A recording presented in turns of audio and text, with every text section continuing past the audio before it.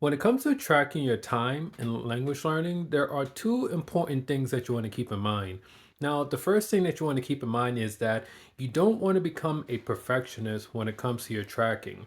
Now, tracking is already not a very exact science, so you don't want to make it even harder on yourself by trying to track every little thing that you do in your language learning. You should be able to track things that are easy to track. So to give you an example of that, like let's say I watch a video and that video was say like 15 minutes long, I'll just put in my time tracker or in my language tracker that is that I watched the video for 15 minutes. Or if I'm writing, let's say, I'll set the time, I'll get the timer going while I'm writing.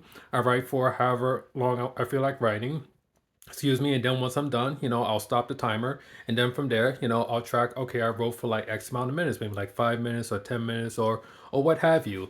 And another thing too, when it comes to tracking your time, is that like I started tracking my time back in 2023. Now, obviously, prior to 2023, I'd already been doing a lot of like language learning, like using apps and taking classes in school. And I could have went and tried to try to calculate like how much time I put in already, but I decided just to start from 2023, like wherever I start and just start from zero, like pretend like I'm just gonna start from zero and just move forward from there. So that's another thing that made it a lot easier for myself.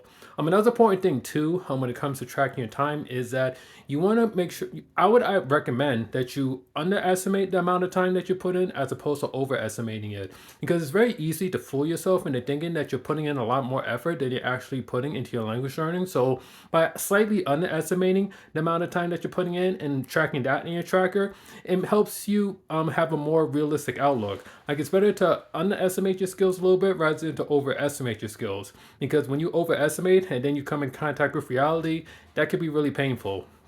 So, anyways, just wanted to shoot this quick video. Like, if you're not someone that tracks your time in language learning, I would highly recommend doing it. And if you want my recommendation for which language tracker to use, I would recommend using the Refold app. I'm actually going to post a link to that down below. I'll try to link to that so that way you could take a look for it for yourself and see if Refold is the right app for you when it comes to tracking your language learning.